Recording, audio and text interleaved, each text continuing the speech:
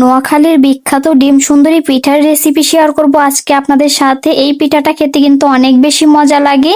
কে কে এই পিঠাটা খেয়েছেন অবশ্যই কমেন্ট করে জানাবেন, আর যারা এখনো খাননি তারা কিন্তু এই রেসিপিটা দেখে বাসায় অবশ্যই ট্রাই করবেন। আমি আজকে খুব সহজভাবে আপনাদের সাথে রেসিপিটা শেয়ার করেছি। প্রথমে একটা বাটিতে আমি একটা ডিম ভেঙে নিয়েছি, এরপর দিয়ে দিব চিনি। আমি এখানে 1/3 কাপ চিনি দিয়েছি এবং হাফ চামচের মতো দিয়েছি লবণ। এখন চিনি এবং লবণটা ডিমের সাথে ভালোভাবে মিশিয়ে নিব। 1/3 কাপ চিনিতে কিন্তু পারফেক্ট মিষ্টি হয়, তবে কেউ চাইলে চিনিটা বাড়িয়ে কমিয়ে দিতে পারেন। ডিমের সাথে চিনি এবং লবণটা ভালোভাবে মিশিয়ে নিয়েছি। এরপর এখানে দিয়ে দিব 1 কাপ চালের গুঁড়া এবং হাফ কাপ দিয়ে দিব আটা। আপনারা এখানে আটার পরিবর্তে ময়দাও দিতে পারেন। এরপর এখানে আমি অল্প অল্প করে জাল করা ঠান্ডা দুধ দিয়ে একটা ব্যাটার তৈরি করে নিব। আমি দুধ দিয়ে এই ব্যাটারটা তৈরি করব। দুধ দিয়ে তৈরি করলে এই পিঠাটা খেতে অনেক বেশি মজা লাগে, তবে কেউ চাইলে পানি দিয়েও কিন্তু এই ব্যাটারটা তৈরি করতে পারেন।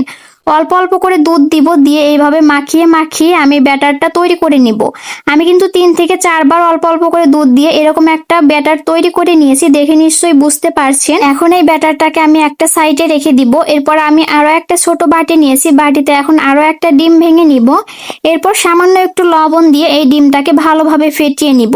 আর কোনো কিছুই দিতে হবে না, ডিমটাকে ভালোভাবে ফেটিয়ে নেওয়ার পর এই ডিমটা আমি ভেজে নিব। চুলায় একটা কড়াই বসিয়ে দিয়েছি, কড়াইয়ে একটু সয়াবিন তেল দিব। তেলটা গরম হয়ে যাওয়ার পর আগে থেকে ফেটিয়ে রাখা ডিমটা দিয়ে ডিমটাকে উল্টে পাল্টে ভেজে নিব। আমি ডিমটাকে এইভাবে ভাঁজ করে এরকম চিকন করে একটু ভেজে নিয়েছি।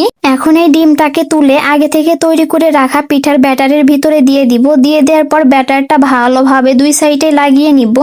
এরপর এই ডিমটাকে এখন আমরা তেলে ভেজে নিব।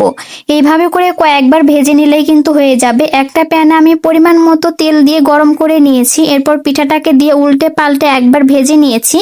এখন আবারও ব্যাটারের ভিতরে দিয়ে আবারও ভালোভাবে ব্যাটারটা মাখিয়ে নিব। এরপর আবারও তেলে দিয়ে ভেজে নিব।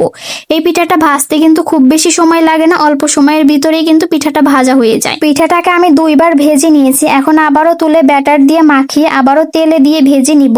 যতক্ষণ পর্যন্ত ব্যাটার থাকবে এইভাবে করে ব্যাটার দিয়ে মাখিয়ে তেলে ভেজে নিব। এইভাবে করে ব্যাটার মাখিয়ে আমি 4 বার পিঠাটা ভেজে নিয়েছি। ভেজে নেওয়ার পর পিঠাটা কিন্তু অনেক বেশি মোটা হয়েছে। আমি মোট 5 বার ব্যাটার মাখিয়ে এই পিঠাটাকে ভেজে নিয়েছি। পিঠাটা কিন্তু অনেক বেশি মোটা হয়েছে এবং দেখতেও অনেক বেশি সুন্দর লাগছে। আমার পিঠাটা ভাজা হয়ে গেছে, এখন আমি তেল থেকে তুলে নিব।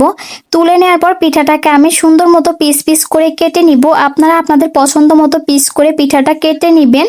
আপনারা চাইলে এই পিঠাটা কিন্তু আরো মোটা অথবা পাতলা করেও তৈরি করতে পারেন, যার যার পছন্দ মতো। পিঠাটা আমি কেটে নিয়েছি, এখন ফাইনাল লুকটা আপনাদের সাথে শেয়ার করছি। মাশাআল্লাহ, পিঠাটা দেখুন কতটা বেশি সুন্দর হয়েছে।